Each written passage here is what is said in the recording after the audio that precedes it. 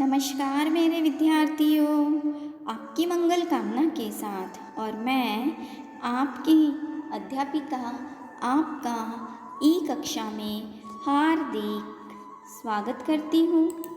विद्यार्थियों, आज हम मुल्ला नसरुद्दीन जी की कहानियों में से एक नई कहानी से अवगत होने वाले हैं। कहानी का शीर्षक है सज़ा देने का मुल्ला का ढंग। आइए देखते हैं मुल्ला किस तरह से सज़ा देते हैं। मुल्ला नसरुद्दीन जी रोज़ नदी के किनारे घूमने जाते थे। प्रतिदिन मुल्ला नसरुद्दीन जी नदी के किनारे घूमने जाते थे और एक पेड़ की छाया में शांति से बैठते थे।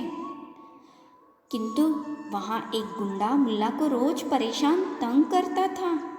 पीछे से आकर वह मुल्ला जी की पगड़ी उछालता था और पेड़ पर मुल्ला जी के जूते फेंक देता था। मुल्ला उस पर उस समय ज़रा भी गुस्सा नहीं करते थे और न ही चिढ़ते थे। कुछ समय तक यूँ ही चलता रहा, पर मुल्ला तो ठहरे मुल्ला। वे गुंडे को सबक सिखाना चाहते थे और इस अवसर की तलाश भी कर रहे थे।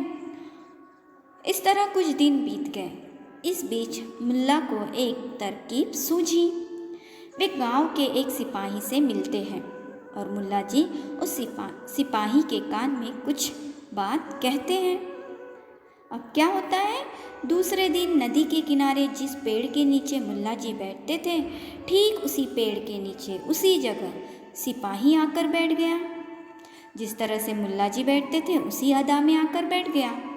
उस सिपाही ने मुल्ला जैसे कपड़े भी पहने थे और सिर पर मुल्ला के जैसी पगड़ी भी रखी थी। अब रोज की भांति पीछे की ओर से वह गुंडा आता है और मुल्ला जी को मुल्ला समझकर उस गुंडे ने उसकी मतलब सिपाही की पगड़ी उछाली और खिलखिलाकर हंसा, हा हा हा। गुंडे की हंसी रुकती इसके पहले ही उसके मुंह पर धम से एक मुक्का पड़ा। गुंडा तो सन्न रह गया। देखा तो मुल्ला के बदले कोई और ही व्यक्ति था। गुंडा कुछ सोचता इसके पहले ही उसके मुंह पर दूसरा मुक्का धम से पड़ा। फिर तो उस सिपाही ने गुंडे की जमकर पिटाई की, खूब पिटाई की। दूसरे पेड़ के नीचे छिपे हुए मुल्ला अब बाहर आए और गुंडे की ओर देखकर बोले, क्यों आज नहीं उछालनी है मेरी पगड़ी? विद्यार्थियों, देखें मुल्ला जी को कोई जब परेशान करता है तो मुल्ला जी उसे किस तरह से सज़ा देते हैं।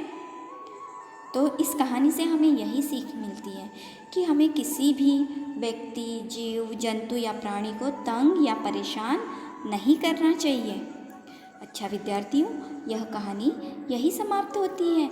एक नई कहानी के साथ मैं आपसे पुनः मिलने आती हूँ। धन्यवाद।